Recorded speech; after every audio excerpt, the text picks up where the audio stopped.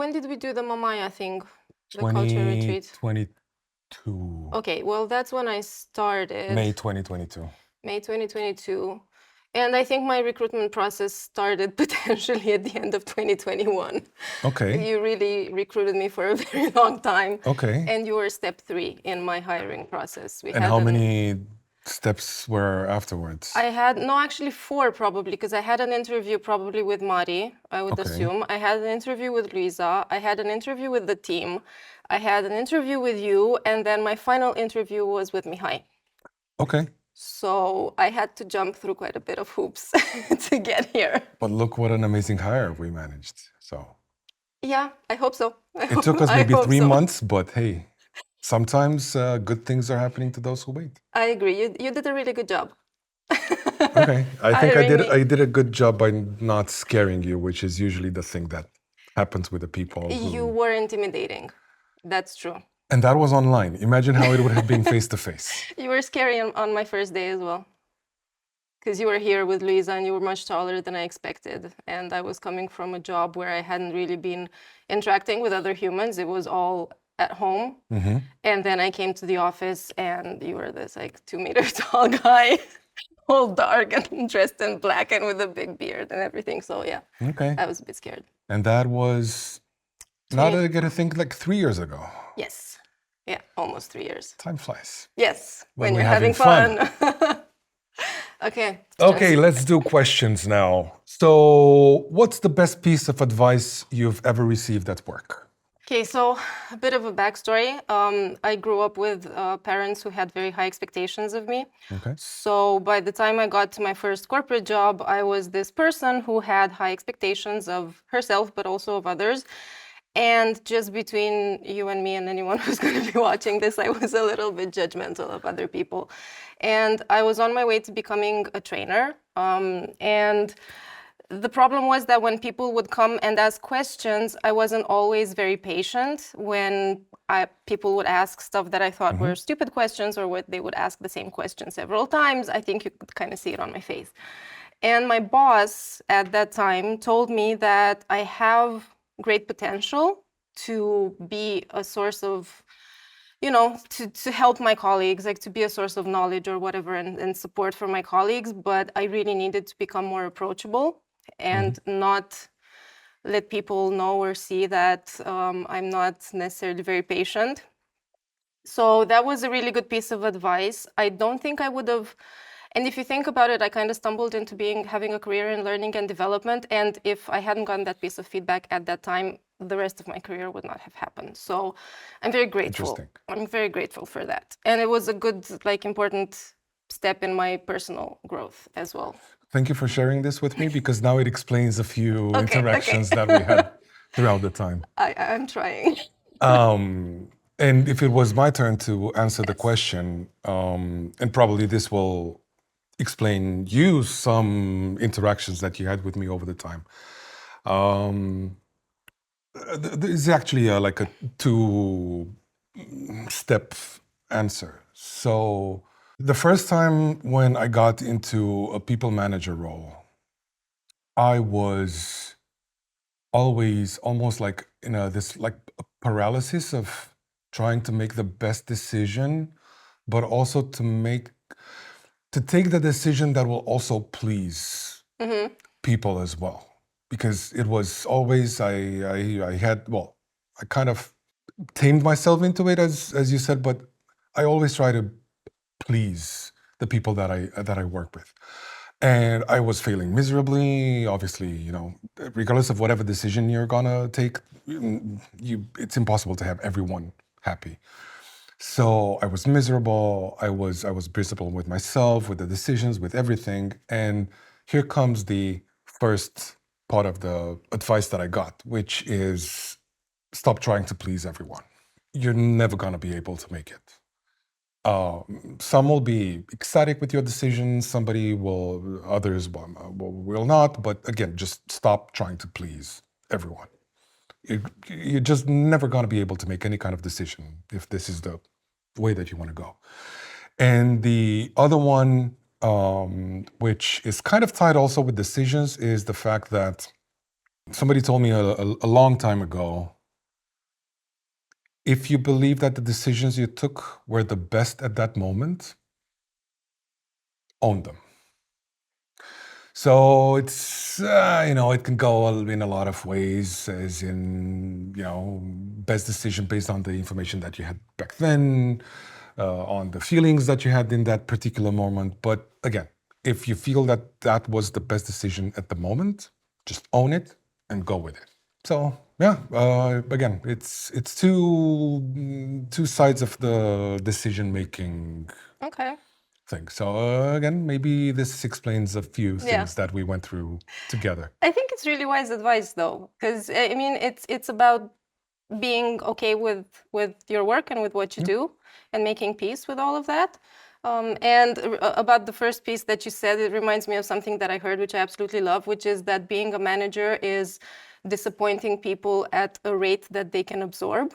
And I think it's such a good way of looking at it, Okay, I'll keep that in mind. Thank you. Okay, another question. What's a value you consider non-negotiable?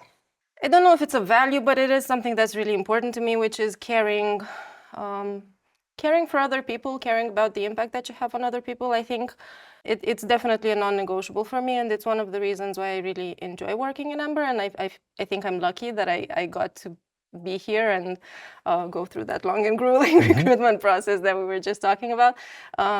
Yeah, caring about what's going on with your colleagues, with people around you, and also caring about the impact that you're having on them. Yeah. How about for you? It feels like one of those questions from the interviews, which is like, what's your... what's your biggest flaw? Biggest flaw, I'm a perfectionist. It's not perfectionism, is honesty. Okay. I really truly value honesty, even if it hurts. And even if on the short term, it might be looking as not being advantageous for you. There are a few reasons why I feel this is like non-negotiable. One, because I always operate based on trust. And if you're not honest, I could not trust you, because I don't know if what you're telling me right now is indeed the truth, or you're trying to sugarcoat something, or simply just lying. Now, on the other hand, as I said, honesty, like almost brutal honesty to the level where it hurts. And a huge advantage of this thing is that let's take it the other way around. If you go the other route and you're not honest and you lie, you will always have to remember all the lies that you said, to somebody. If you're honest, you can keep a journal. you can just, be yourself and always be honest, because it'll be consistent in what you're saying. But all in all, brutal honesty, as total transparency as possible. Okay. So that's me. Shall we go to the next one? Yes, let's go to the fun questions. Okay. Oh, the fun questions come. Okay, what's one snack you'd always have on your desk? I would say chocolate. No. Well, obviously I would love to have like a big jar of Nutella, but being more realistic, I would say roasted almonds. I need a snack that's crunchy because I tend to accumulate stress and anxiety, and having a snack that's crunchy allows me to release some of that stress. Got it. And almonds are good, they have protein and they have a lot of good stuff. And calories. A lot of calories, yes. So they're probably kind of on par with the Nutella, but they're a tiny bit healthier. Maybe even worse. Is coffee considered a snack? No. Not really. Unless you snack on coffee beans. On the beans, yeah. No. Okay, so if coffee is not a snack, then I don't snack that much. But what I would have at all times would be cinnamon crackers, because those, like cinnamon biscuits. Okay. Because those, you can dip them into the coffee. Oh, okay. And the combination of the cinnamon and the coffee is mind blowing. I got you. So it's around coffee anyway. It's definitely around coffee. Okay. That's for sure. I'm not a big fan of cinnamon, so your snacks are safe. I'm not going to be raiding your desk. And once I heard how many calories are in 100 grams of almonds, I'm not touching them Okay. ever. I So think we're we make safe. a good team. Yeah. We're safe. That's good. What's the one emoji that best represents you? Going back to the stress / anxiety thing, the smiley face with the sweat bead. Okay. Like, hey, this is good, but a little bit, a tiny bit of stress in there. I think that's mine. Got it. Got it. What would be mine? I would probably choose, the one that winks and sticks the tongue as well Okay. in the same time, something like that. I don't know. Just because I really do enjoy cracking jokes, Yes. but sometimes they're so bad that nobody understands them. And even if I'm sometimes sarcastic when I'm talking to somebody, but it's still a joke. It's not like I'm not trying to disconsider that person. I always feel like I have to do like, Okay. it was all a joke. It's fine. Yeah, you need like the banner or something. Just Yeah, hey, that was a but joke. always if you need a banner or do that thing when you crack a joke, then that's a bad joke. You should stop doing it. But I sometimes continue doing them, and it's not a good thing. What was your go-to cartoon after school?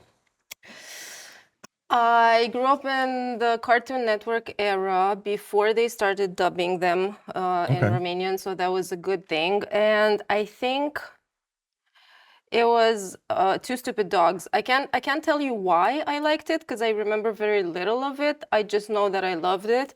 I remember it was a tiny bit disgusting, but yeah, I couldn't tell you why. I just remember that I watched Two Stupid Dogs, and I kind of loved it. Okay. How about you? Well, I Did they have like cartoons when you were a kid? No, I did not have Cartoon Network, and I grew up with 2 hours of TV per day. So unfortunately, there were no cartoons unless it was a Saturday. And if I ran from school after finishing, I would be able to get in front of the TV to get the 30 minutes of cartoons that were on the national TV station back in the day.